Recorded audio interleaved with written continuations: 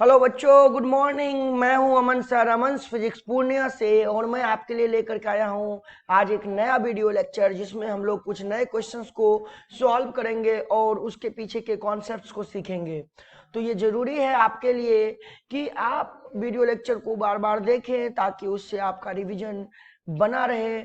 और उससे एक चीज आपको आएगा, एक चीज फायदा आपको ये होगा कि बार बार रिवीजन करने से आपकी स्पीड जो है वो इंक्रीज हो जाएगी। चलिए, तो बिना देरी किए हुए हम लोग जो चैप्टर लिए हुए हैं इलेक्ट्रोस्टैटिक्स, उसका आज एक नया वीडियो लेक्चर स्टार्ट करते हैं और उसके नए टॉपिक्स को, नए क्वेश्चंस को जो है हम लोग सॉल्व करते हैं। तो आज का जो फर्स्ट क्वेश्चन है वो आपकी स्क्रीन पर है। Which of the following is a vector. Question है, जो चार ऑप्शन है उसमें से कौन वेक्टर क्वांटिटी है। फर्स्ट में तो चार्ज दे रखा है, सेकंड में इलेक्ट्रिक फील्ड इंटेंसिटी, थर्ड में कैपेसिटी एंड फोर्थ में नन ऑफ दीज। तो सबसे पहले मैं आपको बता दूं कि ये जो चार्ज और कैपेसिटी है ये दोनों स्केलर क्वांटिटी है। दोनों, चार्ज भी, इलेक्ट्रिक चार्ज भी और कैपेसिटी भी। ओके, यानी कैपेसिटी का एक और नाम है बेटा कैपेसिटेंस। ओके, ये दोनों जो है स्केलर क्वांटिटी है। हमसे पूछा वेक्टर कौन है, तो मैंने आपको कई बार बताया है कि इलेक्ट्रिक फील्ड जो है वो वेक्टर क्वांटिटी है। तो ऑप्शन हो जाएगा बी। ऑप्शन कौन सा हो जाएगा? बी। अगला है when a soap bubble is charged. अगर किसी सोप बबल को चार्ज करते हैं, इट्स रेडियस। तो सर मान लीजिए सोप बबल का शेप कैसा होता है? स्फेरिकल। कैसा शेप होता है? स्फेरिकल। आप उसको चार्ज कर दो तो बबल में अंदर खाली जगह होता है, यहाँ जो है ये खाली रहता है, एम्प्टी स्पेस रहता है। ओके, अब अगर बात करें बाहर की, यहाँ है इसका सरफेस, ये इसका बबल का सरफेस है। तो जब आप चार्ज दोगे, जब आप इस बबल को चार्ज दोगे, मान लो आपने कह दे दिया इसको पॉजिटिवली चार्ज। ओके, तो पॉजिटिवली चार्ज के कारण क्या लगेगा? पॉजिटिव चार्ज को रिपेल करेगा। इसके कारण ये सभी एक दूसरे को रिपेल करने लगेंगे। जब रिपेल करने लगेंगे कुछ इस तरह से, तो ये क्या होगा? इसका रेडियस धीरे धीरे बढ़ेगा। रेडियस बढ़ेगा इसका मतलब इसका जो साइज है वो भी इंक्रीज हुआ, रेडियस भी इंक्रीज हुआ, तो इसका रेडियस जो होगा वो इंक्रीज करेगा। तो ऑप्शन कौन सा है? Option A.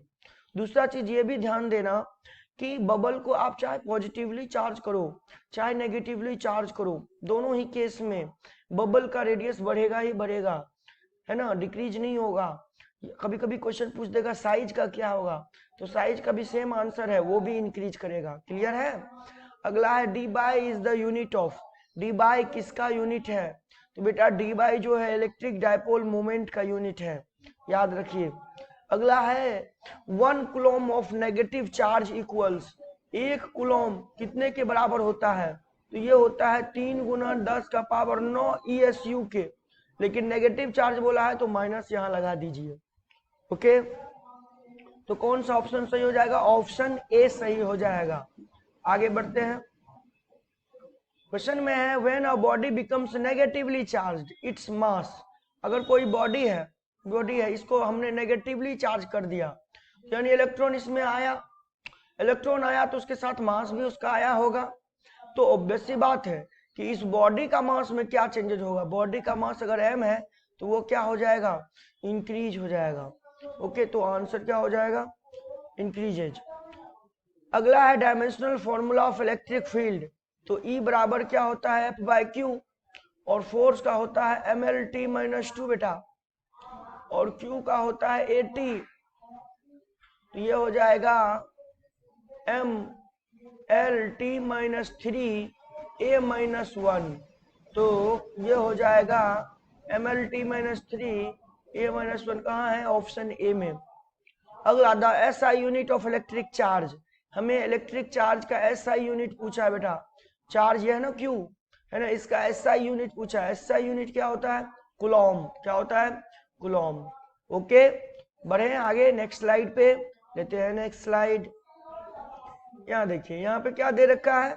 A soap bubble is given और negative charge then its radius. मैंने अभी समझाया था आपको कि कोई भी बबल हो, है ना, अगर उसको चार्ज किया जाएगा, चाहे उसको पॉजिटिव से चलो करो चाहे नेगेटिव से, तो उसका नेचर क्या, उसका साइज क्या होगा, साइज उस सोप बबल का इंक्रीज ही करेगा। आप यहाँ देखिए, यहाँ नेगेटिव चार्ज है तो नेगेटिव नेगेटिव को आप जानते हैं रिपेल करेगा, तो इस तरह से रिपल्सन यहाँ भी आपको देखने को मिलेगा। तो यहाँ पे भी रेडियस क्या होगा, इंक्रीज होगा। तो ऑप्शन होगा ए। अगला है the value of 1/4 pi epsilon not is. बेटा 1/4 पाई एप्सिलॉन नॉट कहने का मतलब के का मान वैक्यूम के लिए या एयर के लिए है ना, और ये कितने के बराबर होता है, 9 × 10⁹ के एसआई यूनिट में।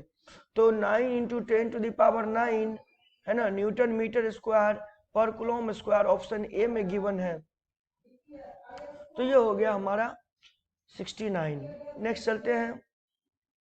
अगला है the electric field and the potential of an electric dipole vary with a distance as.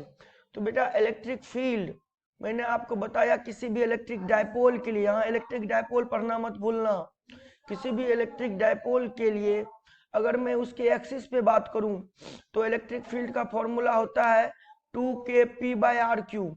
और अगर इलेक्ट्रिक पोटेंशियल की बात करूं उस डायपोल के एक्सिस पर, ठीक है, तो वो होता है kp/r²। तो यहाँ पे आप क्या देख रहे हो कि जो इलेक्ट्रिक फील्ड होता है वो इनवर्सली प्रोपोर्शनल होता है r³ के, और इलेक्ट्रिक पोटेंशियल इनवर्सली प्रोपोर्शनल होता है r² के।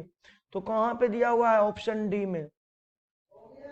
अगला क्वेश्चन है metallic sphere of radius r is charge to potential v then charge q is proportional to.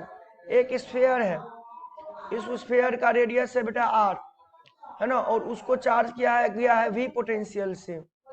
तो कह रहा है कि q जो है, अगर इसको चार्ज किया गया है q से, तो q किसके प्रोपोर्शनल होगा। तो अगर मैं आपको बताऊं तो पोटेंशियल होता है v बराबर kq/r, और k के जगह लिखते हैं 1/4 पाई एप्सिलॉन नॉट, यहाँ q/r। तो यहाँ से q बराबर क्या हो गया, 4 pi epsilon naught r into V, यानी कि जो q है वो डायरेक्टली प्रोपोर्शनल r भी हुआ और डायरेक्टली प्रोपोर्शनल v भी हुआ।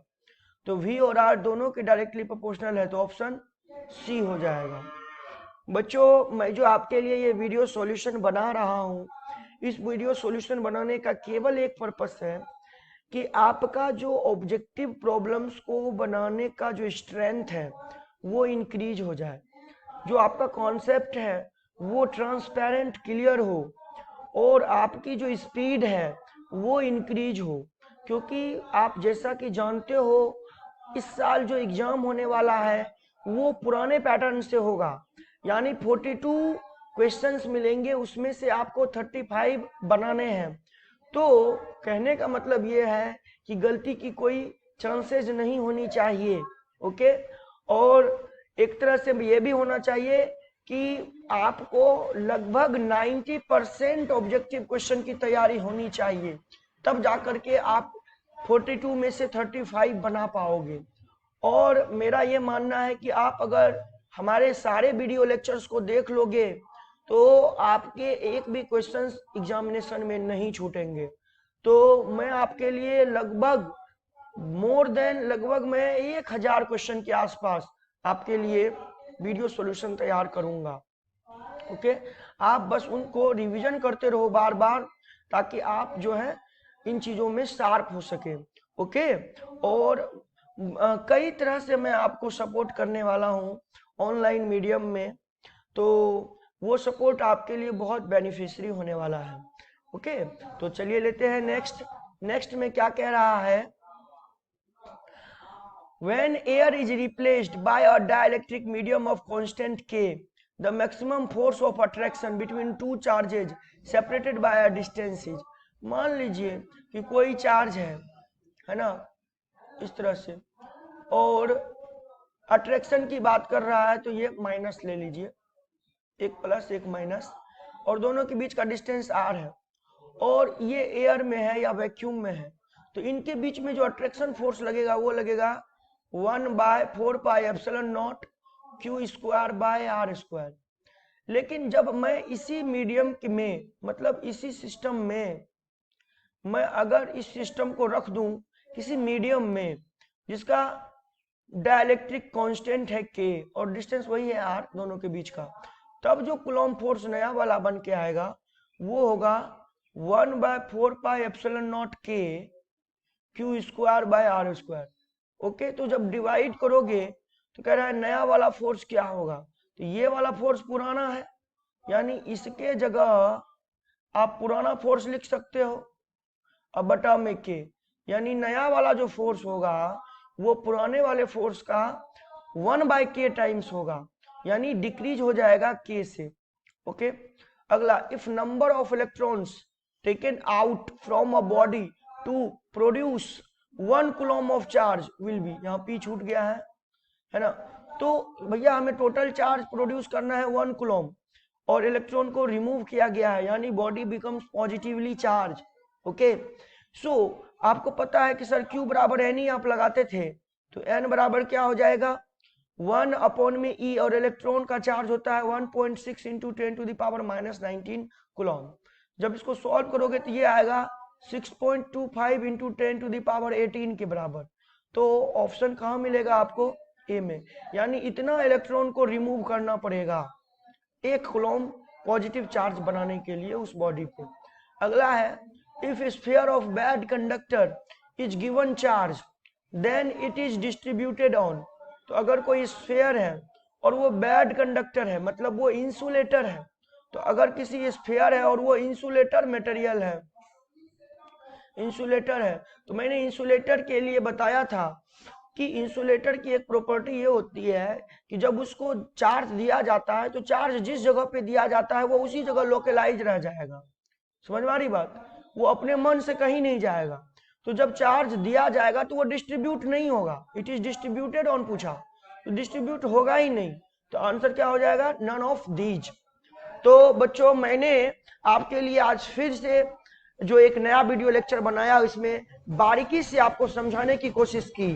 अब आप भी अपने दोस्तों के बीच हमारे इस वीडियो लेक्चर को शेयर कर दीजिए, और अगर सब्सक्राइब नहीं किए हैं तो बिल्कुल जरूरी है सब्सक्राइब करके नोटिफिकेशन आइकन को ऑन कर दीजिए, क्योंकि जैसे ही मैं वीडियो अपलोड करूंगा आपको नोटिफिकेशन मिल जाएगा। और आप कभी भी 10 से 12 मिनट निकाल करके 2 बार 3 बार करके दिन भर में अगर 2 से 3 बार वीडियो को देख लेते हो तो फिर आपको कहीं कुछ की जरूरत नहीं है, आपको यहीं का यहीं याद हो जाएगा।